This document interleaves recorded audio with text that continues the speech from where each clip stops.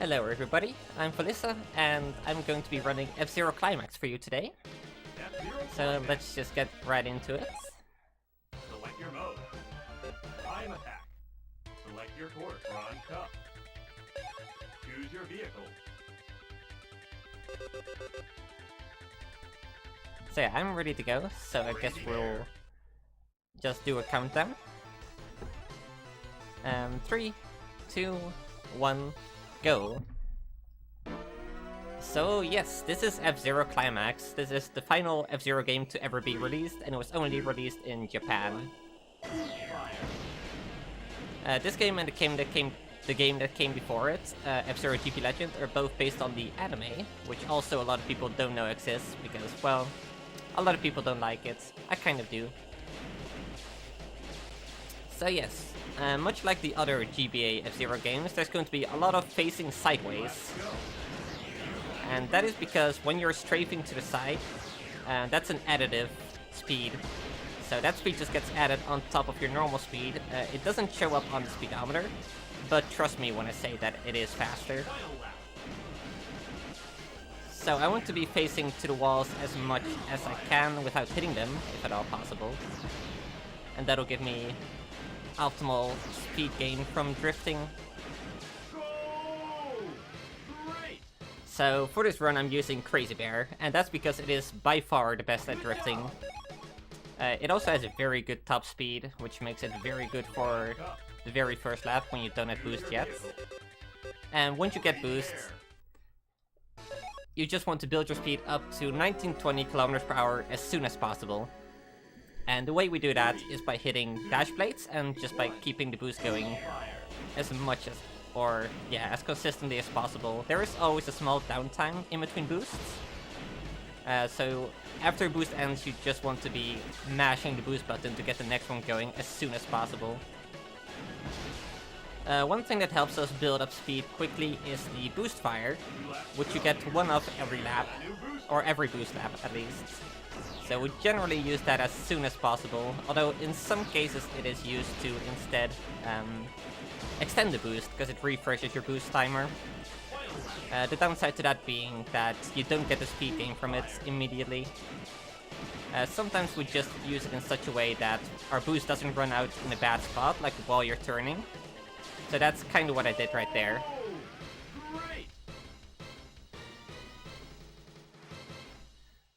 So yeah, this game is a lot more refined than the previous games. Maximum Velocity is pretty basic, but a lot of people did seem to like it.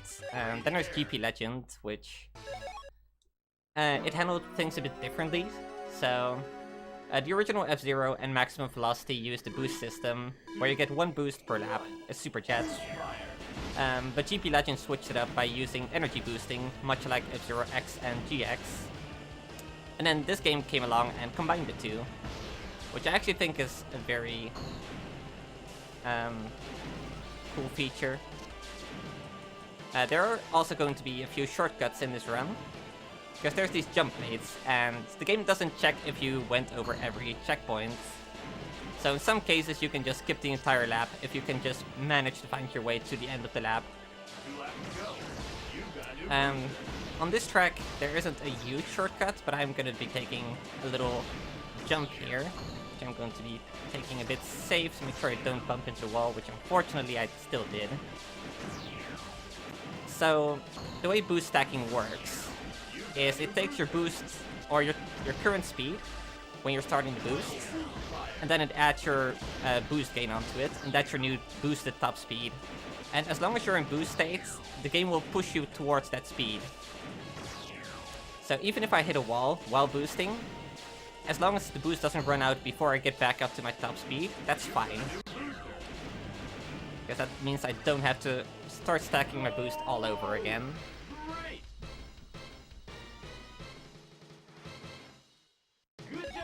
My estimate is 45 minutes, but I shouldn't get anywhere near it, to be honest.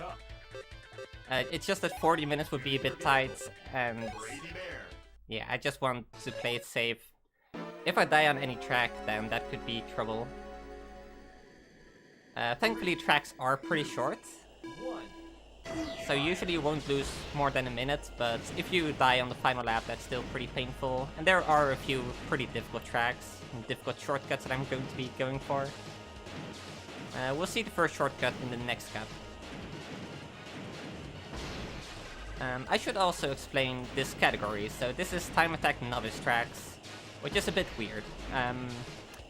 Basically, when you play Grand Prix mode, you get a different set of tracks depending on the difficulty you choose. On Novice, you get the easiest tracks and you have respawns. On Standard difficulty, you have the same tracks, but you don't have respawn when you die anymore. And then on Expert, you have more difficult tracks, and on Master difficulty, even more difficult tracks. So we're kind of emulating Grand Prix mode in Time Attack mode, because the AI can really get in your way. So we just opted to use Time Attack mode, but to make sure you don't have to do 54 tracks, you only do the Novice tracks. Wonderful. So that'll end up being 23 tracks.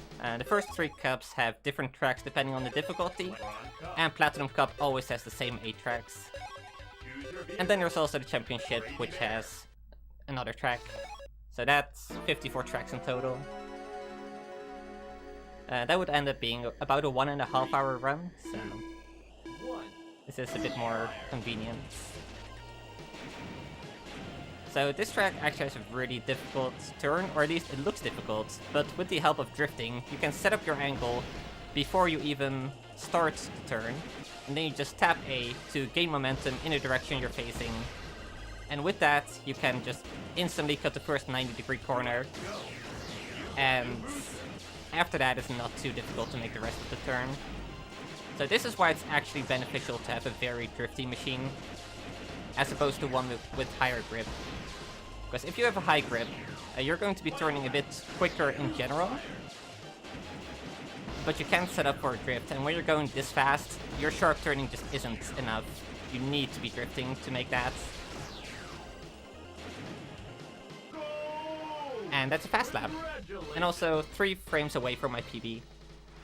So that's cool. That's an added benefit to playing in Grand Prix mode, that you get to compare to all your IL PBs. And if you set a new PB, it's instantly saved on your cartridge.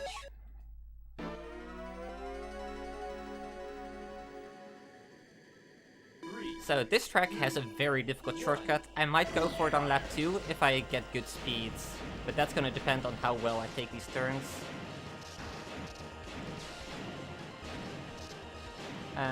On lap 1 it's just too much distance to cover, so ideally you'd want to jump from that jump plate all the way over to here. So that skips just 1 half circle. It's not the biggest skip in the world, but if you can get it on both laps, it's definitely worth it. Although it's, in my opinion, one of the most difficult shortcuts Crazy Bear can do. So right there I hit the wall, but my boost didn't run out. Okay, I had a bad angle there, so I wanted to go for that once. Let's just do the track normally now.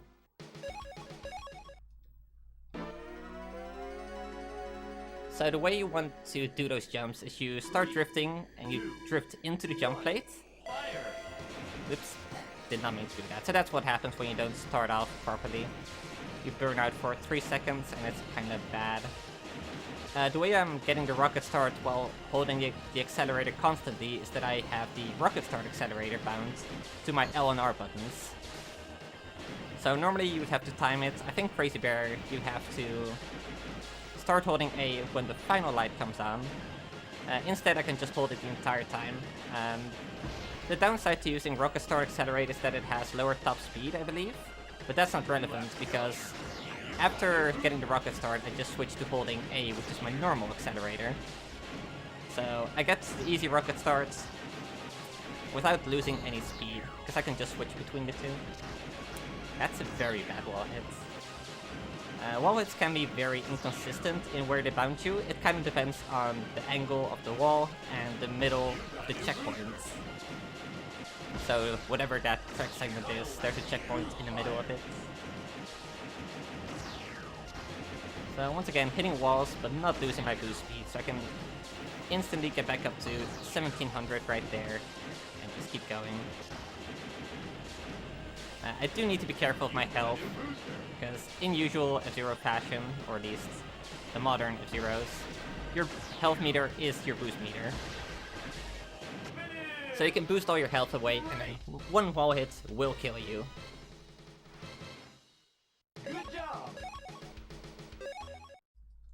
So, onto the next track in the Silver Cup.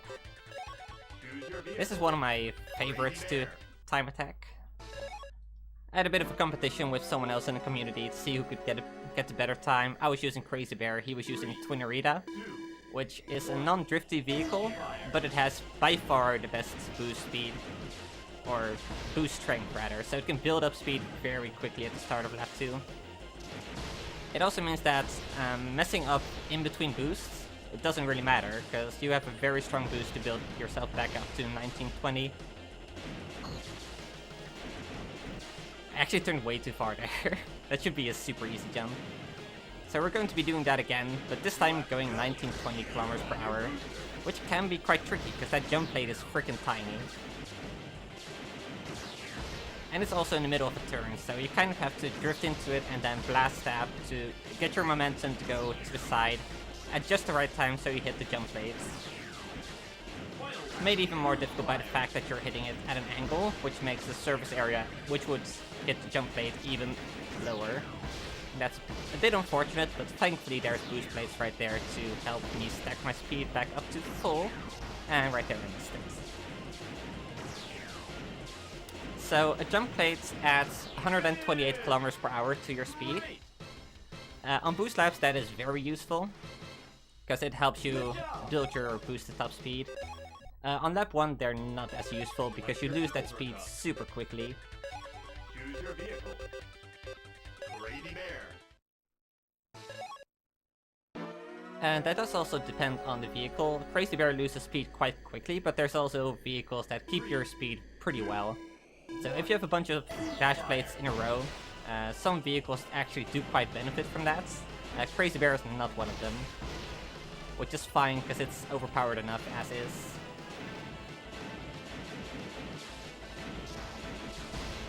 So this is Mistflow. I hope you didn't like seeing the track, but you can't. This track is all about just knowing what turns are coming up, and good drifting around these turns, because yeah, you can very easily just like go too early and bump into a wall. It can be a bit difficult to manage. You don't want your drift to go on for too long, because then you start decelerating for overturning. So it's always a bit of a trade-off between going for a deep drift, but not making it last too long. Every vehicle suffers from this, even Crazy Bear being the best drifter. And some vehicles actually do lose speed from just holding down while you're turning. Because when you're turning, you decelerate, and some vehicles have such low acceleration that it ends up being a speed loss, whereas Crazy Bear has pretty good acceleration, which allows it to completely ignore the speed loss from turning. And right here we're coming up on the end of the lap. There we go. Wonderful. Good job. Select your Silver Cup. So this track is actually Choose your vehicle. pretty interesting, Crazy in a way that's very uninteresting. It's a square, but it's a super wide track and there's like a million mines, and you can use the mines to gain a tiny little speed boost, or you could have them send you into a wall, so it's a bit of a trade-off.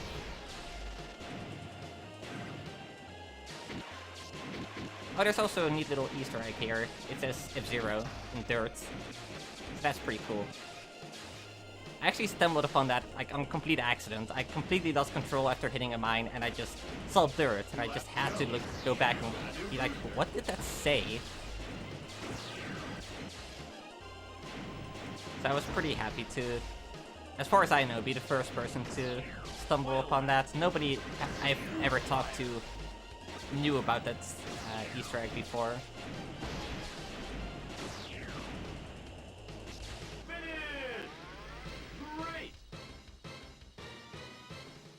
So yeah, there's one other track effect. There's the mist in Mistflow, but there is also a sandstorm, which we'll be seeing in Gold Cup. It's kind of inspired by Death Wind in the original F-Zero game. Although the wind isn't quite as strong, although it does also limit your visibility a bit, because it's a big sandstorm. That's kind of what it does. So we'll be seeing that in 3 tracks from now. And now we have Silence Nightmare, which is actually one of my favorite tracks. It is really cool. So there's a jump you can do on all 3 laps to completely skip that final big U-turn, or hairpin turn, I guess. So what you do is aim yourself downward here to land on this jump plate, and just barely make it over to the finish line. So once again, the game doesn't check if you hit all the checkpoints, it just makes sure that you didn't cross the finish line backwards, and then went forward over it again, which we don't do, so the game is sure, that works for me. And then with boost, we can just make it easily.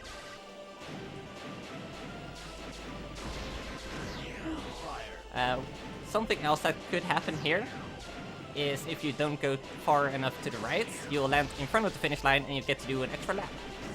Which is a pretty good meme that has happened to me quite a lot. Ooh, that's a bad angle. So we're just going to make it out of the Silver Cup. Good job. So I lost 6 seconds there on the final lap. That's just gonna happen when you mess up that skip. At least I survived it. I'm pretty happy about that. Because I've definitely gone too far to the right and just landed in between that piece of the track and where I'm meant to go. And I would just die and lose minutes.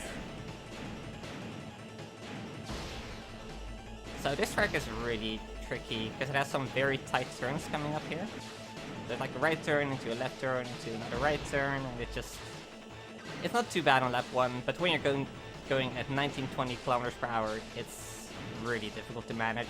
Sometimes I just go for an intentional wall hit, just to make sure I don't lose my boost at top speed. Why did I get a Discord notification on the streamer mode?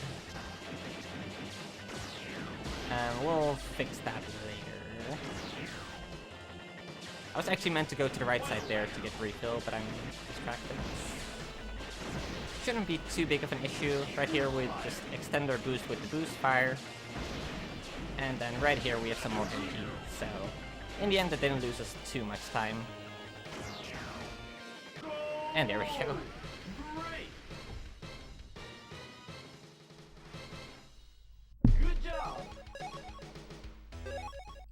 So yeah, unfortunately there is a speed cap in this game, but to be honest, going anything over 2000 would be insane and impossible to manage. It would be interesting to try though. 3, 2. So this track also has a pretty cool shortcut, this one not being that difficult, but I'm still not going to go for it on lap 1 because it is... With boost it's easy, otherwise it's pretty far.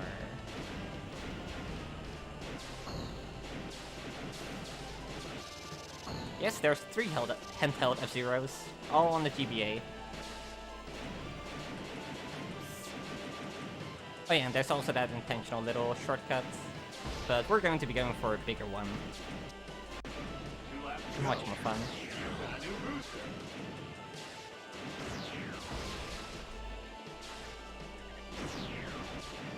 And backwards we go. And just skip all of that track.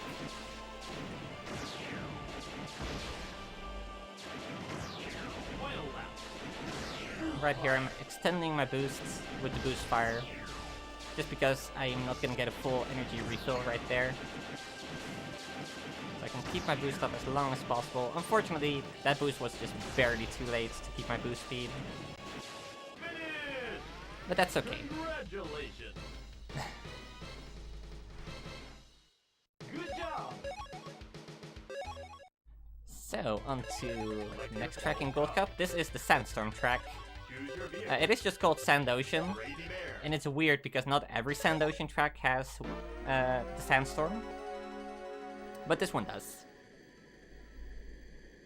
3, 2, 1. Unfortunately, you can't officially make your own custom tracks with the Sandstorm venue, but with some hacks you can do it, and it does produce a usable passcode to send it to your friends, which is another element of this game. You can make your own custom tracks. It has a track editor built in, there's also one for PC, and then you get a password out of that, which you can enter on an actual game, and then play it. It's pretty cool. Some people have made some very, like, unfair tracks, let's just say. But also some, like, really interesting tracks. Unfortunately, it is a bit more limited than what you can do, or what the developers could do when designing normal tracks. For example, there's a lot of limitations when it comes to jump plates, but you can still make some interesting stuff. Good job. Yeah, a lot of people have only played GX on the GameCube and the original on SNES. Brady Bear. Which, to be fair, the GameCube game is very, very good. Unfortunately, the handheld F-Zero games didn't do too well. The first game wasn't too well received, and then the other ones kind of were ignored for the most part. The thing about these games is that they're very floaty by default. You have to make use of a technique called blast tapping, which is also in the original game. But here, in these games, it is just a bit more required to really handle yourself around certain turns.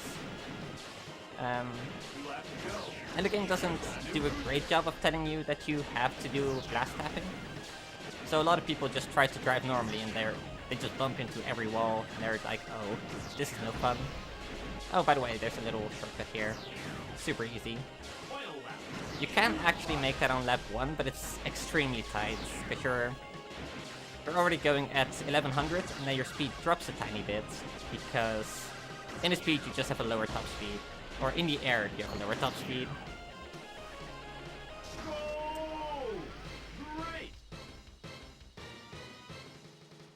Yeah, it's really cool that this game had a track editor. F-Zero X on the Nintendo 64 also did, but only if you had the disk drive and the expansion kit, which only came out in Japan. Although that one is very good. Like, that's a great track editor. It's a 3D game, there's so much you can do.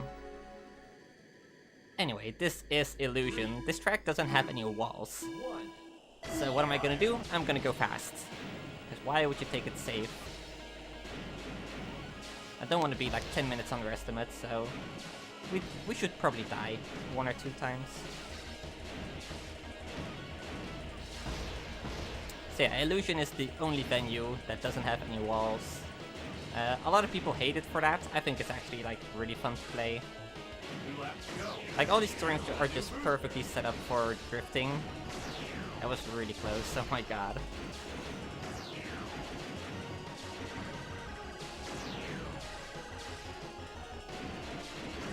So, okay, yep, there we go.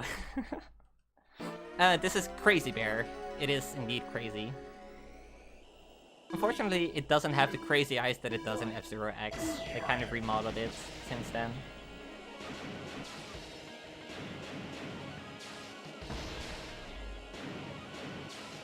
So yeah, we're just gonna do this again at full speed. It's just, when you do it well, it looks like you're never in any danger. But if you do just one incorrect blast tap, you'll get sent into the wrong direction, and there's often no way to recover from that at such high speeds. Okay, this time we hit this booster and then missed the second one, so in the end I'm still a bit slower than I would have liked.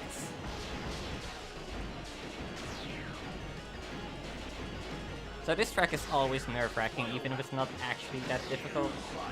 Especially this turn right here. That's pretty tricky. Other than that, you very much need to remember the track layout. You're going way too fast to be able to respond to any of these turns. Like, you need to know what's coming up and drift far in advance. Congratulations! Whew. How good am I at F-Zero on SNES? Very bad. I still have not completed the master difficulty in that game. It is so difficult. To be fair, the CPU cheats. Like, they just...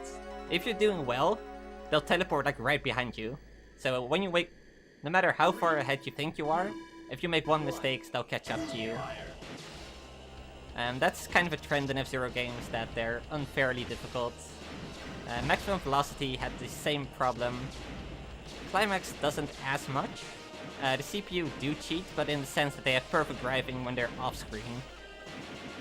And they can also just, like, instantly shift their angle. So even if it looks like they're going off of a jump to their doom, as long as they go off camera, they can just instantly reset their angle to face back onto the track, which should be impossible. But that's about as light as it gets for F-Zero Climax. It's pretty fair. So when you're good at the game, you'll have no trouble beating master difficulty. That being said, you might actually lap people, which is why I don't play in Grand Prix mode, because when you lap people, you're running into them on your boost laps, and if you hit a CPU at a bad time, all your speed is just gone. Select your Platinum Cup. Choose your vehicle. Crazy Bear. I think Grand Prix mode is a bit faster, just because there's less menuing in between tracks. But, 3, 2, it's just more fun to not get screwed over every 2 minutes. GX also has cheating CPU. In story modes, some vehicles have boosted stats. So, for example, in Chapter 7, Black Bull has like insanely boosted stats. I think 3 times the normal amount of health. Bloodhawk also has some boosted stats. I think only like 1.7 times the normal health. But they both also have like better acceleration, better boosts, stuff like that. Because normally Bloodhawk is like a bottom tier machine in that game. But it still can stay in second place consistently over machines that are much, much faster than it. Also, this track is dumb, you just kind of have to bump into walls. You don't have enough time to set up good drifting. And you're just going too fast to really be able to make the turns, so... This track is always a bit messy as a result of that. It also doesn't have a lot of energy, so I'm not going to be boosting anymore, because that would put me in danger of instantly dying upon hitting a wall. Which I'm gonna boost anyway, because that part's not too difficult. You gotta take some risks. good job. Select your Platinum Cup. Alright, so there's 6 tracks left. Oh yeah, in case you haven't noticed, this cup is kind of based on old tracks. So that Mute City track that I did at the beginning is loosely based on Mute City in F-Zero SNES. You could mostly see it from the end. Like, those turns are very much inspired by it. This one obviously being inspired by Silence. Just had some added turns. But the ending is still equally as difficult.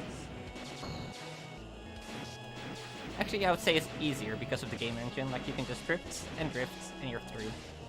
Which you can't really do in SNES.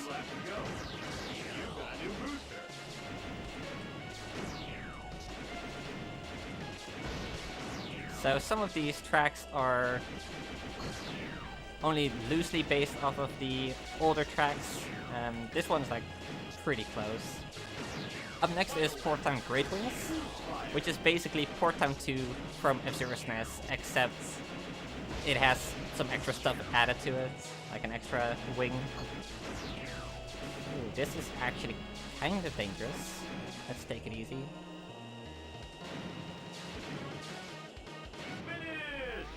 There we go. But yeah, Port and Great Wings has some really cool shortcuts. And there is the shortcut that you can also do in F-Zero SNES. You can kind of just cut across the gap. But it has a cooler version that you can do to skip a lot more of the track. If you take 5 minutes in time attack mode, you will get timed out, but you should never even get close to that. Except maybe on Championship when you're just starting the game, because that track is very long and difficult. but otherwise you should never be in danger. So here's cool skip. We just skip like all of that top part. As long as you set up for it properly, you'll just get like a perfect perpendicular angle to get there as soon as possible.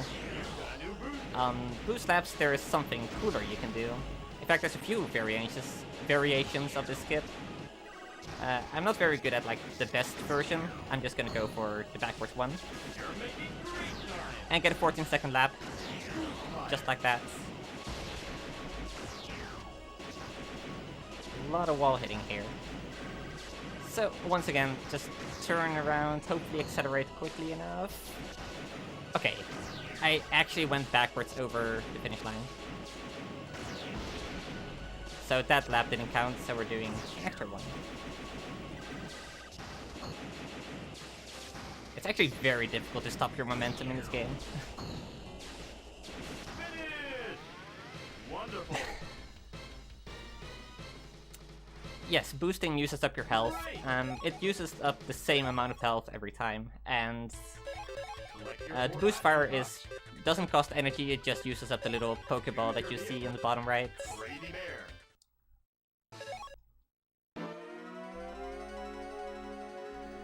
So, Red Canyon 2 based on Red Canyon 2? 3, 2, or is it the original Red Canyon in the original game? I don't know. Either way, this one also has a shortcut, but you can only make it on boost laps.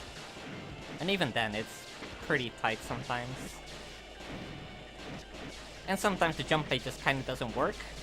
Yesterday I had a run where I landed on the side of the arrow, which should still count as the jump, but I just went straight through. So this is the jump plate. Unfortunately, I didn't go fast enough to go for the full jump, but hopefully I'll be able to do it on this lap.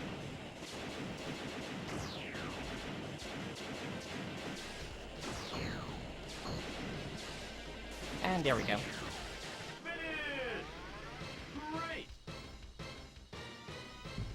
I mean, you could say SNEX, but SNES is faster.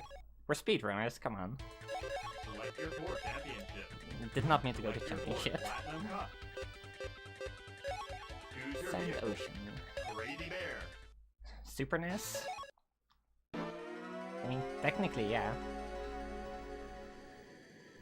3, 2, 1, fire. So, Sand Ocean. I think this one is identical to the original version, including the very difficult turn that's not very difficult because we can drift.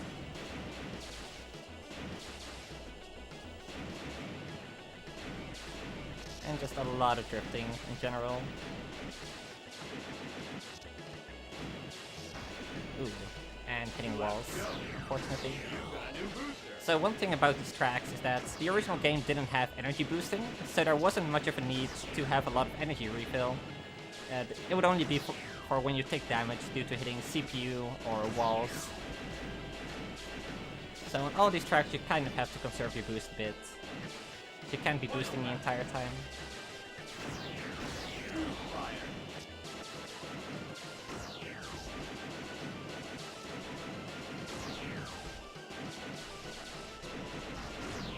That was a bit messy.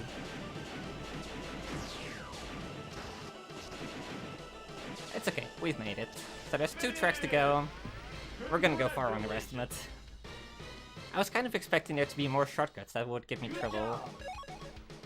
Specifically Port on Great Wings and Silence Nightmare. Instead I'm just wasting my time on menus. Choose your vehicle. Brady Bear. Oh, by the way, maybe I should explain what that screen's about now that the run is almost over. That's your controls. 3, So you can set your accelerator to be on B or L, whatever you want. That's like the only part that's really hard to figure out when you don't speak Japanese. The rest of the game is like very much just in English, so if you ever want to play this game, don't be afraid of giving it a try. Just because you don't speak Japanese, because it's not too important. Like they very easily could have ported this to Wii U Virtual Console and just released it on the English version of the shop. because everybody can play it.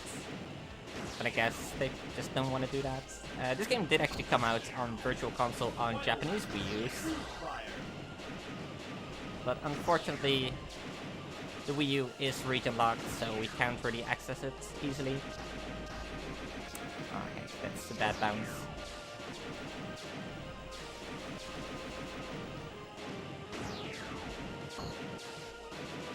And there we go. Congratulations! Oh yeah, the rails, when you're inside of the rails, like the glowy part of it, you take damage, but you don't necessarily slow down.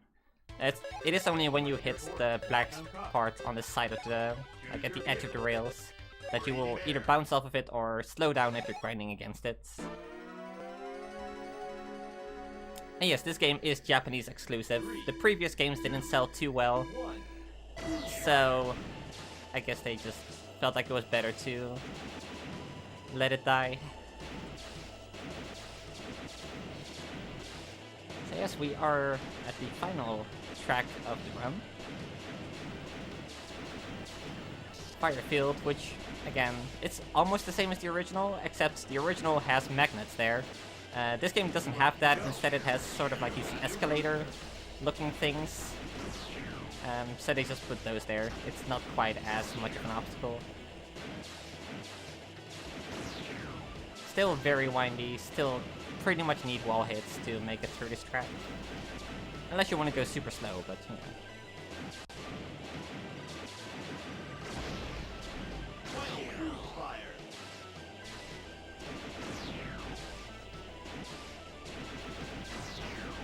So time will be coming up at the end of this lap. Yeah, I probably should have lowered my estimate, all things considered. There's no way I would ever get close to 45 minutes. And there we go, 36:24. I'm pretty happy with how this went. I was very worried about providing commentary while also focusing on the game, being so fast-paced and having to remember the exact track layout to set up your drifts and everything, but yeah, I'm happy with this. So thank you Handheld Heroes for having me, and look forward to the upcoming game, which is Shin-Chan